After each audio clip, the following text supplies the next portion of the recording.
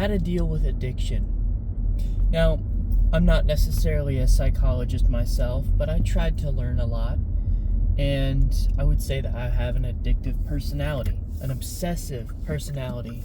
I take things to extremes, and when you do that in the good things in life, they trickle down to the bad.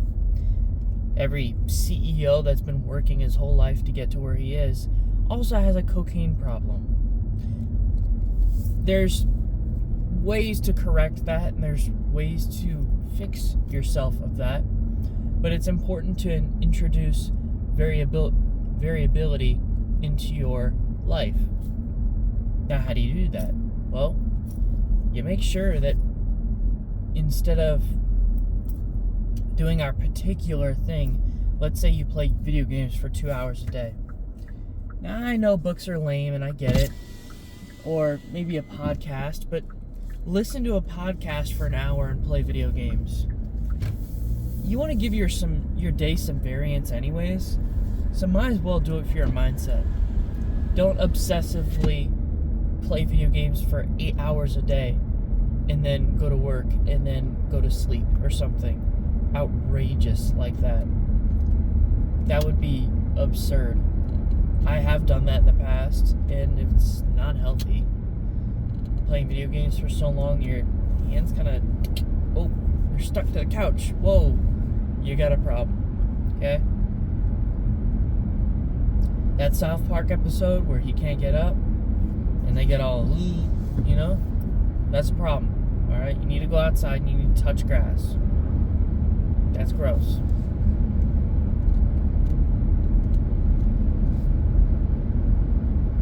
But if you touch grass, ain't no reason with playing some video games. They're good for problem-solving skills. They're just very addictive. And sometimes the entire point of them is to waste your time. The entire point of them is to be addictive. And then you're not really playing it for fun anymore. You're playing it because they made you want to play it. So, let's say there's a bunch of dopamine all over the screen. You're getting all this dopamine from numbers and flashing lights and all these colors on the screen, and the graphics are really good, but it's not really a fun game, is it? There's not really much to do, but it's very engaging. It's fucking boring. Now, take for example, I know, Elden Ring. Elden Ring is an eye-opening game. Quite honestly, I have not played many games in my life, but when I got my PS5, I was able to play more. And I've got my laptop that I'm able to play some Helldivers too and stuff like that. But for the most part, I try to play on my PS5 just because I like campaign, I like single player type stuff. And Elden Ring was an eye-opening game for me, because here I was saying, man, I really like open world games. I'd never experienced one before. Elden Ring is a truly open world game. They can't get any better than that. Well, they can. And that's what's crazy, but it really is eye-opening. Because you can play Assassin's Creed. You can play Horizon Zero Dawn. You can play Spider-Man. And they're all great open world games. But they're not really open world, are they? Elden Ring is entirely open world and says, you figure it out. You could play Elden Ring 100 times on your own, and you still wouldn't figure everything out in it. You'd have to watch a YouTube video. You'd have to figure out what is going on. How do I do that? How is there an invisible door here? It's community-based. So, the more secrets they're able to shove in there and take longer to figure out, the better.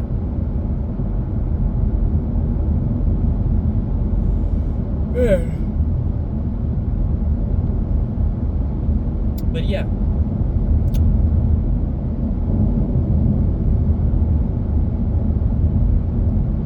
I think that if you're an addict and you're addicted to maybe drugs or a specific activity, or maybe your work, or maybe something else. First of all, get help. Don't be watching this. If you're a lesser form of an addict and you think that you may be on your road to it, maybe this can be some good advice for you. I would say I'm addicted to food. I've always been that heavier set guy ever since I was little. And it's because my relationship with food wasn't that good. And yes, you do have a relationship with food. It's important to have self-control and be able to manage your body well. The gym is great for that because it says, first of all, we're going to use this to create muscle. That's one thing. That's great. So even if you eat extra, as long as you're building muscle, that's all right. You know, don't go crazy. Don't take the bulk too far, but at least you're putting down some muscle.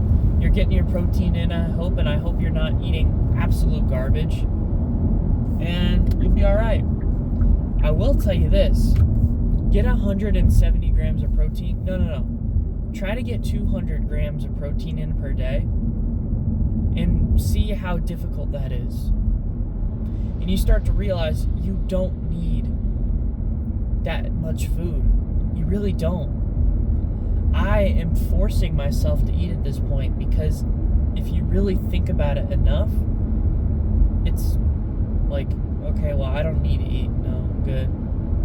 I have a lot of self-control now from the gym, a lot of discipline now. So at the same time, it's like, okay, I'll eat a carb and go, I'm taking this to the gym later. I'm taking this energy from the carbs into the gym. Another thing you'll find out from going to the gym is that carbs are energy.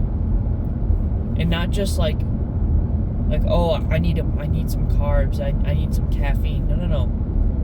I mean, really, in the gym you need carbs, or you need to be in ketosis. I have been in the gym many times in different facets. The best time I've ever been to the gym was 24 hours into a fast. When you haven't eaten in 24 hours, your entire body is in sync. Everything is perfectly aligned to push out the most splendid workout of your life. But ask me about that 40 hours in and you're cooked. I made it about 36 hours once. Because after that, you go to sleep, You wake up the next morning and it's 12 p.m. and you've pushed yourself to 12 p.m. You start looking at people's food. They're chewing on gum. Oh, I want that gum in my mouth. That has 5 calories in it. Oh, there's candy over there. I would give that person my entire wallet for that right now. You start to think about food in the wrong way, and that's no good way to cut. Because let's be real. What happens after your fast? You binge the hell out. You go crazy. Hopefully not, but that's reality. If you don't think about it properly, you're going to eat 10,000 calories in one sitting after you break your fast because you fasted for so long, so you deserve it. Then you're back to square one. That's an unhealthy relationship with food. I think every meal that you should have a little bit of carbs and a lot of protein. I would say that even if you're a male or female, try to put down 50 grams of protein in a meal and a little bit of carbs. Try to reduce that fat as much as possible. Get about 500 calories for your meal. It's really not that hard. Take a chicken breast, boom, sandwich, chicken breast sandwich, eat that, and then go, I don't need a side. I don't need fries on the side. I don't need that. Get out of that mindset where you need a side with your main meal. You just had carbs, a little bit of oil from the chicken, and a little bit of oil that you sprayed on if you maybe grill it on the grill. And then you've got your bread and your chicken. There's a complete meal. Now, how do you get out of the addiction of food? Well, You've taken it to one extreme. Maybe you're a big boy like me. All right? Now bring it over here. Don't go crazy. Just do it for a little bit. And you'll be skinny fat, but you'll lose all your pounds, first of all. So you'll lose all your weight, and you'll also find balance in it. You'll figure out, okay, so I've been over here. Now I've been over here. Now let me get to a normal weight. Let me get to a weight where I have muscle. And that's where your change occurs. Now, I would suggest to you that you start that process earlier. Because if you try to lose a bunch of weight by walking and running and cutting food out, it's going to get you pretty far. It's going to help you lose weight. But you're not going to have any muscle. And let me tell you, being skinny fat is skinny fat. I'm sorry, but your abs do not come in when you don't have any muscles. When you don't have any muscles to make up for the fat that you just lost, you really you're just kind of there, you know? Like one day, if you drink a lot of water, you can look fat, even though you're not. So a little bit of bloat will just screw you over. But if you have muscles, a little bit of bloat is just funny. Who cares? You know? So, if that puts you into perspective, you can fast for 24 hours. And I suggest strongly to you that you try fasting for 36 hours. It will change your mindset about food. You look at food as a fuel source. Part of food is also being social, but overeating is a very personal thing. So try to eat around others. Say, I'm going to eat food around other people. First of all, that means you have to surround yourself with other people. And second of all, it's going to keep you in check. If you're eating all this stuff, people are going to look at you a little weird. Especially if you're a big boy. It's going to make you self-conscious. And you need that sometimes. Now, if you're on the other end of the spectrum, maybe you're a little bit anorexic or whatever, I would try a different extreme, right? You need to be healthy. You need to be at a healthy weight. You want to build muscle because your bones don't want to break. And quite frankly, the best thing for strengthening your bones, strengthening your body, your mind, and your muscles is going to the gym and having a little bit of discipline. You need calories for that. And being skinny to the point that your ribs are showing, but not in a good way, it's just not feasible. It don't make sense. It's not right. It's a problem. And I think if you're at that level, you probably need some help mentally. Because I truly believe that if you're all the way over here, you need a little bit of mental help. Because at the end of the day, you have to really not like yourself to be at that level.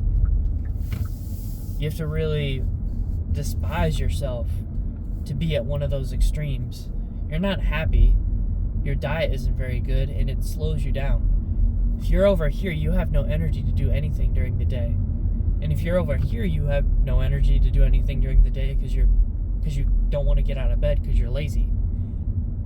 You know? And I would say the biggest I've ever gotten in my life was when I was only going to online school. I was driving to class, driving back home, and playing video games all day. That was my first semester at UCF. And it was the worst 6 months of my life. And it's because I had no social interaction. I wasn't working. I had no purpose. And I wasn't doing anything all day. And when you're not doing anything all day, you have nothing. So keep pushing, keep doing things, and make sure to keep yourself in check that you're not going to too far of an extreme. Hang on one sec. Alright, we're back. We got a little bit of time before work, so let me leave you with this. How about another form of addiction? Maybe you're addicted to your phone. Get off your phone. I'm a product of this too, and I think everyone in this generation is. I think you're on your phone too much. I think your social communication skills are suffering for it. You need to do better. I think you need to get off your phone a little bit more. I think you should set a screen time that says, I'm only going to be on my phone for 5 hours today. That's a lot of time. If you're on your phone for 5 hours in a day, damn. Anyways, all I'm saying, I'm not practicing what I preach, but hypothetically, I think you should be on your phone less. And I think every opportunity that you have to be on your phone less is important. Every opportunity that you have to not look at your screen is important. For me right now, I've got YouTube Premium. One good thing about that is that, first of all, I'm not listening to ads. And the ads were getting to me. The ads were annoying me. The ads were getting in the way of the podcast that I was listening to. Another thing is I listen to podcasts. Well, to listen to podcasts, I need to be able to just listen to them in my pocket. YouTube Premium allows me to do that, which means that yes, I'm consuming media, I get it, but it's in my earbud. It's a podcast that's for my benefit of my mental state, and it's in my pocket. My phone's in my pocket. I'm listening to it in my earbud, and we're chilling. I'm just talking, or I'm talking to my friend. I've got earbud. It's kind of out. I put it back in. I keep listening to the podcast. Things like that. So it's as simple as that. Things like that, small choices like that, reduce your screen time and also reduce your interactions with your phone. So I pop an earbud out. I can talk to my friend. Now, I should just take the earbud out and talk to my friend. But we're still working on that. That's just my generation. I take a full accountability on that. So, little things like that we can improve on. I think you're on TikTok too much. Look at how much you spend on TikTok and then how much time you spend on TikTok. I hope you don't spend any money. Or maybe Instagram or Snapchat or whatever. I want you to tell me something that you watched yesterday without pulling it up. You can't. You can't because there's little stupid videos. They're funny. Ha ha ha. Okay, scroll. Really? That's it? That's all you got?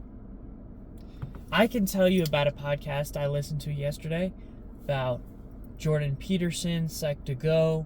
I think I watched a TED Talk yesterday about that as well. These are things that I can reference and say, yes, these are part of my mindset and these are part of how I'm growing as a person. All of these things are important to establish, well, your mind. Your mind is not in the right place if all you can reference is TikToks. I'm not saying I'm perfect. I got TikTok too. I be on there sometimes. It's for a quick laugh, and then you show your friends something real quick and you laugh. Or you could just talk to them. But, our lives aren't that exciting, so I get it. You're boring. Or maybe they're boring. So let's try to be less boring. Let's try to center ourselves better. So we're not addicted to these constraints. Because they are chains. They are constraints on your mind. Is when you're addicted to something, or whether you're on one extreme or the other, or you're just not centered. And when you're not balanced, you have nothing. So anyways, I'll leave you with that. And I hope you have a good day. I'll see you.